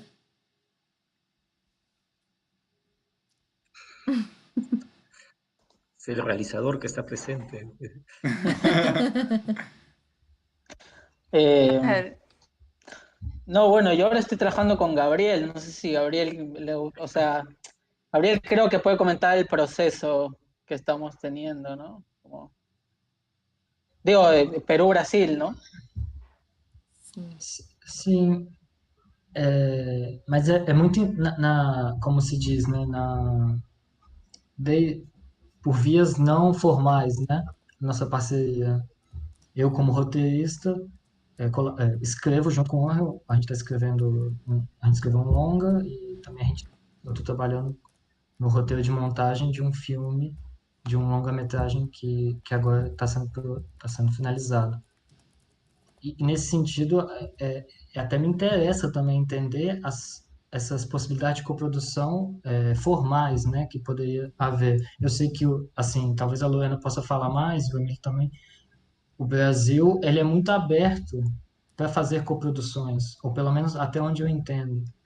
Mas eu não sei o caso do Peru, porque eu vejo também que os editais, os fundos do Peru são mais nacionalistas, né? Restringem mais as participações estrangeiras, pelo que eu entendo um pouco. Nesse sentido também, eu acho muito... Eu gostaria de saber também. Yo no conozco mucho sobre coproducciones. Una de las posibilidades de coproducción es la de Ibermedia, ¿no? Que sí se ha explorado, que sí se han hecho coproducciones, ¿no? Ahí, por ejemplo, puede operar, y ha operado, ¿eh? El que realizadores, productores, cineastas que se conocen, por ejemplo, en una escuela de cine internacional, ¿no? Como la de San Antonio de los Baños, ¿no? Después, ¿no? Cuando ya son cineastas profesionales, digamos, por decir algo, siguen en contacto y pueden coordinar, ¿no? La realización de una coproducción entre sus países, ¿no? Eso sí se ha observado. Quizá debería de estimularse más esto a partir también de ciertas legislaciones nacionales, ¿no? Las posibilidades de coproducciones. La ley que se ha dictado recientemente en el Perú sí se orienta un poco más, ¿no? Hacia la realización de coproducciones, dando más facilidades, ¿no? Para el reconocimiento de películas que tengan diferentes fuentes de financiamiento de diferentes países como películas nacionales, ¿no? Pero es hasta ahí. Más bien, yo quería acotar algo sobre la crítica, que quedó pendiente a la respuesta. Estoy de acuerdo. Habría que utilizar plataformas semejantes a estas, ¿no? Que se utilizan para promover más bien películas mainstream, ¿no? Nosotros estamos muy enfocados generalmente en la crítica escrita, ¿no es cierto? Y la crítica escrita en la prensa masiva prácticamente está en vías de desaparición, lamentablemente, ¿no? A mí me parece que sigue siendo importantísima. En muchos casos, en el caso peruano, por ejemplo, la crítica escrita ha sido importante para conocer películas que han desaparecido, que se han perdido, ¿no? Para tener la información sobre esas películas, sobre el argumento y sobre una valoración de ellas, ¿no? Entonces, me sigue pareciendo importante, pero creo que está saliendo de la prensa impresa masiva, ¿no? Ha entrado a los blogs, o entró a los blogs, ¿no? Donde también anda medio perdida, ¿no? Lo que ve la mayoría del público y los jóvenes aficionados es a los youtubers, ¿no? O a estas plataformas, ¿no? más promocionales, ¿no? O de crítica más frívola. Creo que hay que incursionar en eso, ¿no? Y otra vez, ¿no? Lo que está sucediendo en estos meses bajo la pandemia me da un cierto optimismo, ¿no? Porque he visto en estos meses más debate en redes entre críticos, ¿no? Entre historiadores del cine, entre cineastas, ¿no? Que el año pasado, que en años anteriores, ¿no? Es más, ¿no? A veces en un solo día se congregan varias actividades interesantes de debate. Y si entendemos la crítica, pues, ¿no? Como un oficio que busca el conocimiento y el debate en la esfera pública, pues este medio y estas plataformas nos están dando, pues, un espacio importante para ejercer la crítica en estos momentos. En el Perú falta mucha crítica sobre las películas que se realizan. En este siglo se han hecho como 400 películas peruanas, ¿no? Y no se ha hecho crítica, creo que ni del 10%, ¿no? Entonces sí, falta mucha crítica, pero también vamos a tener que crearnos esos espacios, los críticos, ¿no? Para poder ejercerla y para poder cumplir esa función, ¿no? De generar debate en la esfera pública que genere conocimiento, ¿no? Por favor. Yo quería complementar sobre esto de la respuesta del compañero o compañera, no sé quién, de coproducción, pero no sé si la respondimos. Pero, o sea, igual desde mi experiencia, lo que me ha pasado a mí es que justamente estos encuentros, ¿no? A los que se refiere Emilio, son como muy importantes para generar coproducciones, ¿no? O sea, en los festivales, por ejemplo, que es como los eventos que mayor gente reúne, ¿no? Además de las exhibiciones de las películas, se dan mucho de estos encuentros de desarrollo de guión o de películas en work in progress, en montaje, ¿no? Y me parece que ahí son, además porque participa gente latinoamericana, son momentos en donde son instancias muy importantes para articular estas coproducciones. Claro, de manera informal primero y ya luego se formaliza, ¿no? Ya sea con Ibermedia. Igual tengo entendido que aquí en Perú hay un concurso para coproducción minoritaria, ¿no? Perú como coproductor minoritario, ¿no? Entonces, para quienes estén interesados por eso, por generar coproducciones, me parece que los encuentros, ¿no? En festivales o en cualquier evento cinematográfico son como muy, muy interesantes para generar eso, ¿no? Sim. Sim. Ótimas oportunidades para a coprodução. Sim. Gabriel, tem a pergunta da Ana, né, que você ia fazer. Sim, mas eu acho que antes a Lorena queria comentar, acho que sobre esse tema. Desculpa, Lu. Eu subscrevo completamente com o Emílio, ele me contemplou muitíssimo na fala, mas só para complementar que, na verdade, tem também, né, o Ventana, Sur, Festival de Guadalajara, eles têm essas possibilidades das premiações para desenvolvimento e para roteiro serem também coproduções, né? Então, são outras possibilidades aí.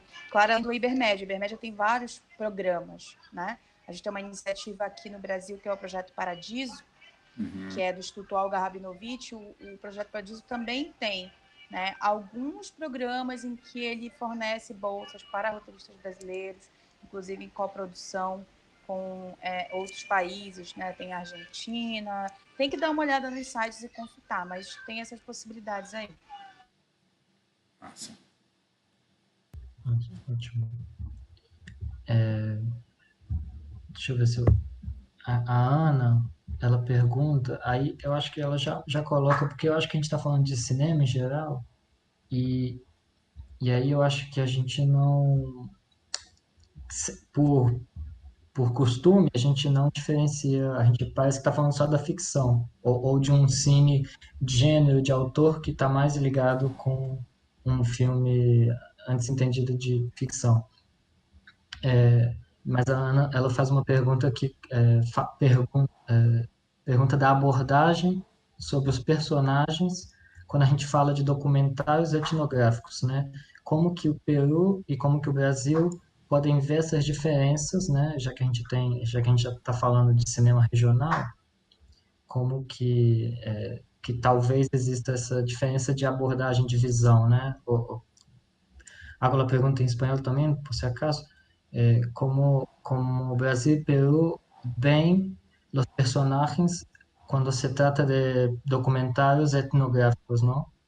Creo que Emilio habló un poco de cortos hechos en la zona de la selva peruana. Entonces, ¿cómo es eso, ¿no? ¿Cómo se trata el personaje en documental en ese sentido?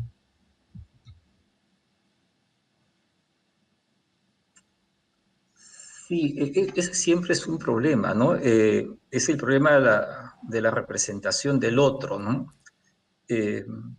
hace unos meses también escuché a una colega argentina decir de que era inevitable reproducir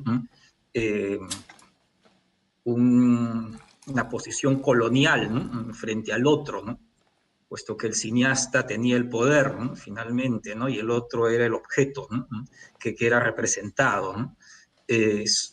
Máximo si era pues un subalterno, ¿no?, dentro de la teoría de la colonialidad. Ese es un problema. Claro, hay cineastas que saben cómo hacerlo y manteniendo un respeto con una distancia respetuosa, ¿no? Lo que llama Bill Nicholson la mirada de la responsabilidad, la mirada solidaria, ¿no?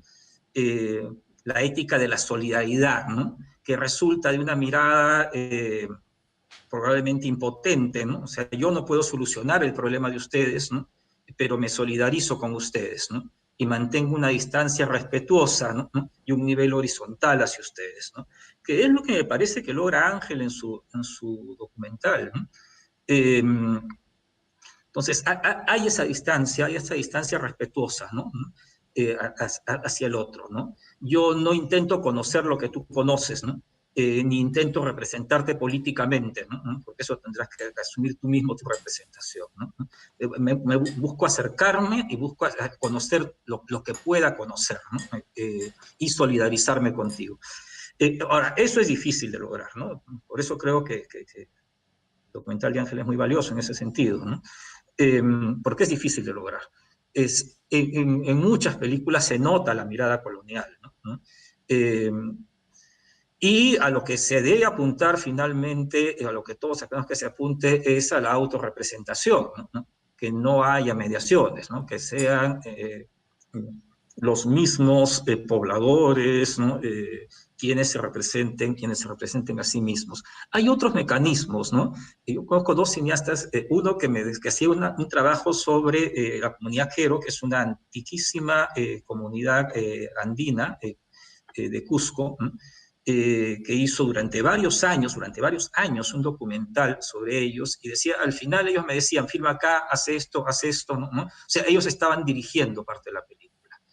Y más bien otro director que me decía molesto, ellos querían dirigir, ¿no? Yo estaba haciendo mi película y ellos me querían dirigir, ¿no?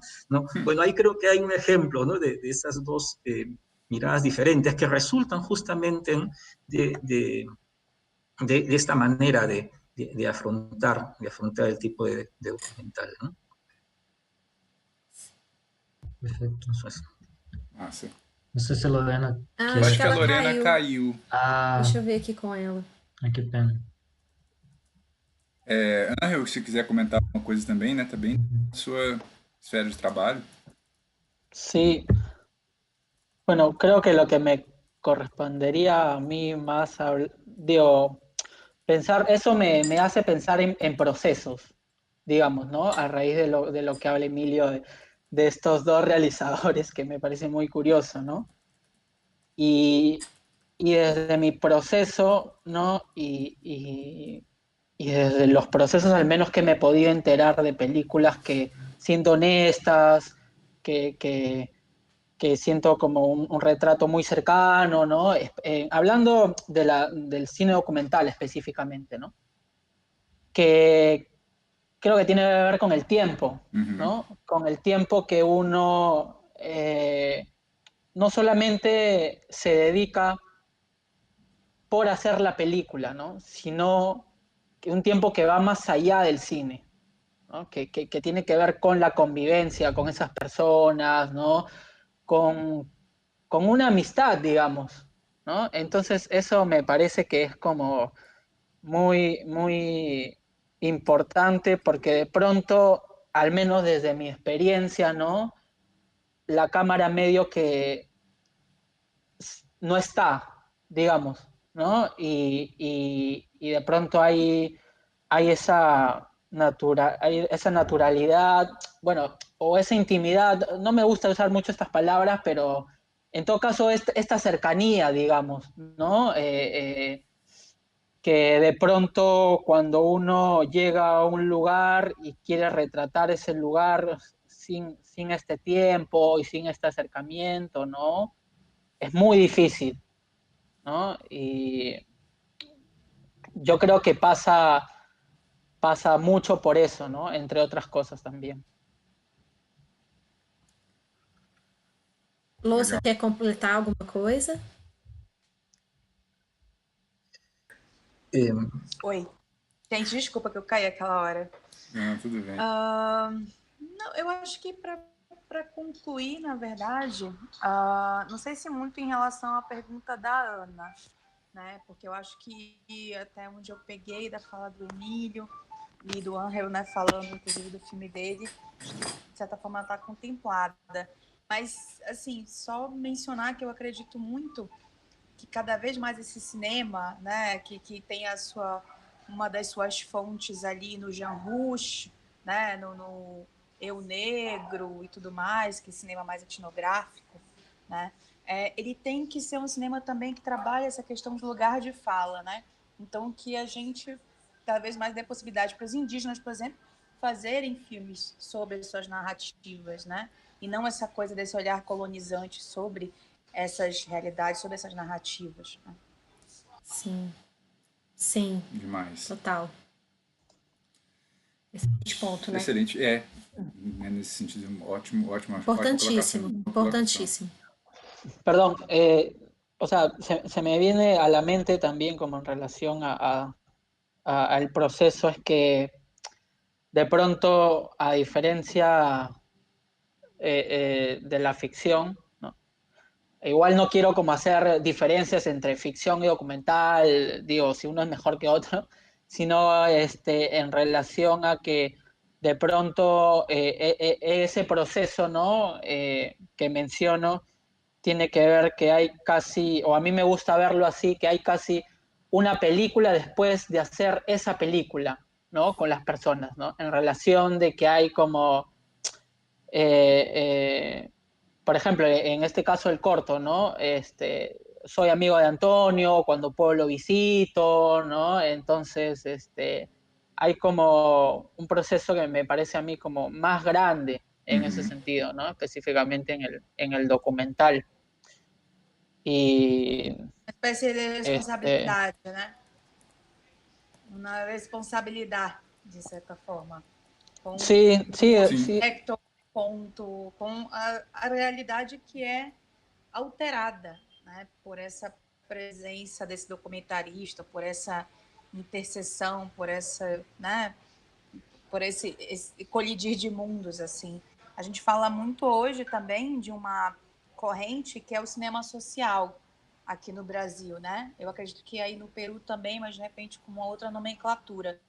E aí a gente tem, por exemplo, os irmãos Carvalho, que são incríveis, né? Que são lá do Morro do Salgueiro, no Rio. E aí eles fazem filmes onde, na verdade, todo o entorno está envolvido, né? Todas as pessoas da comunidade estão envolvidas no filme, eles retornam financeiramente para essa comunidade, né? Claro, a gente falando de curta-metragem, no caso, mas eles criam uma maneira, seja por financiamento coletivo, alguma coisa assim, de monetizar esse trabalho também que é feito, né, nessa comunidade, com essas pessoas, né, que tem a sua vida, de certa forma, não só documentada, mas, né, tocada pelo cinema, e que isso precisa ser retornado, né, porque quando você vai, por exemplo, para uma comunidade, é um dia de produção de uma pessoa que se perde para ela estar ali filmando com você, né, para ela estar ali, enfim, te ajudando no teu ofício. Então, eu acredito muito nisso, assim. Ainda mais que hoje eu estou trabalhando basicamente escrevendo documentário, né? Estou desenvolvendo projetos de série e de longa, e que isso é uma coisa que eu bato, assim, muito nessa tecla mesmo, de que tem que ter alguma previsão no nosso orçamento para monetizar, para pagar, né, essas pessoas realmente que vão dar entrevistas, que, enfim, vão ceder suas casas, seus tempos para as produções. Sim, demais. Sim. Se nós que somos atores nos aproximamos muito dos diretores, às vezes depois viramos amigos e tem uma relação muito próxima, né? Imagina num documentário, né? Assim, eu falando da minha experiência na ficção, né? Mas um documentário, a responsabilidade é muito grande também, a proximidade muito grande, uma abertura muito grande da vida, né? Sí, una buena pregunta es para qué les sirve ese documental a ellos, ¿no? Eh, Claro, al realizador le va a servir seguramente, ¿no? ¿A qué le sirve a los representados, ¿no? Sim. De ahí la idea justamente de devolverles, ¿no? Lo que ellos han dado, ¿no? Que vean la película y también, pues, qué utilidad les puede dar. Porque de todas maneras, al final hay una desigualdad, ¿no? O bueno, no digamos de todas maneras, pero lo frecuente es que haya una desigualdad, ¿no? Inclusive en el caso del realizador que mencionaba, ¿no? Que me decía que finalmente acataba lo que decían, filma acá, ¿no? Él tenía la edición final de la película, ¿no? Y la película está completamente hablada en quechua, pero uno distingue, ¿no?, el quechua señorial que habla el director, ¿no?, del quechua popular, ¿no?, que hablan los representados, ¿no? Y termina la película con un discurso en quechua señorial, ¿no? Prácticamente ahí también hay una mirada de representación del que está por encima sobre los que están por abajo, ¿no? Por otro lado, por ejemplo, la Escuela de Cine Amazónico, que dirige Fernando Valdivia en el Perú, que tiene sede en Ucayali y en Pucallpa, ha hecho ciertos experimentos de cortometrajes codirigidos, ¿no?, entre cineastas urbanos, no solo limeños, también extranjeros, ¿no? Y realizadores que provienen, ¿no?, de las comunidades indígenas, ¿no?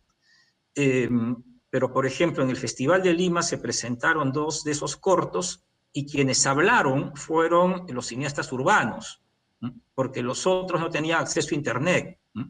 De manera que quienes presentan y quienes dan su opinión sobre la película realizada, ¿no?, son quienes tienen más poder que los otros, ¿no? Sim. Entonces, sí hay una desigualdad de todos modos, ¿no? Sim, eu achei uma excelente fala essa final, né? Assim, tem que pensar para quem que é, né? O que quem tá se dedicando, de quem você tá tirando aquele documentário, para que serve ele também para aquela pessoa? Isso é uma ótima pergunta para todos os documentários. Né?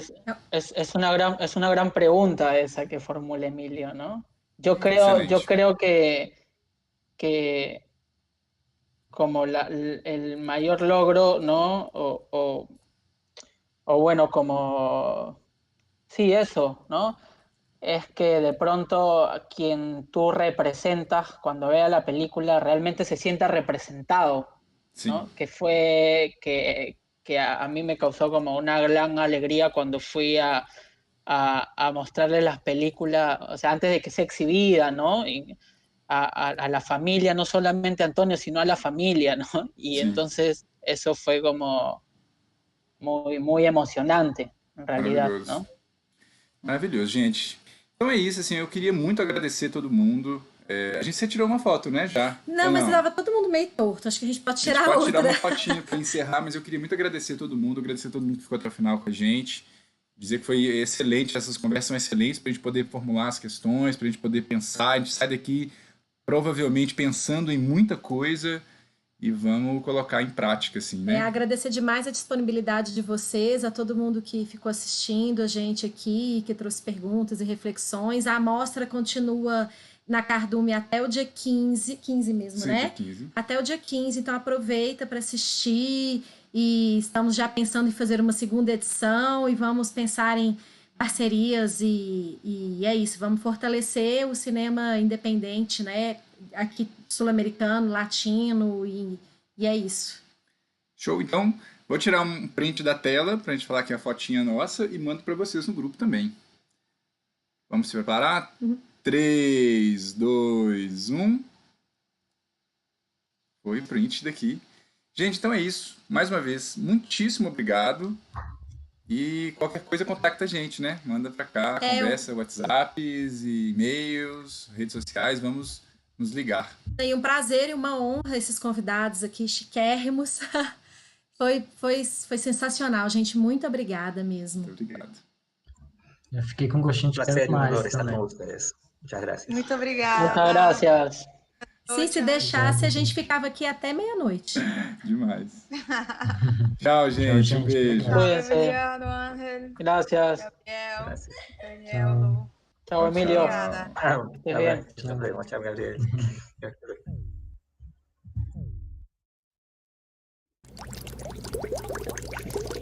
Fue, Gabriel.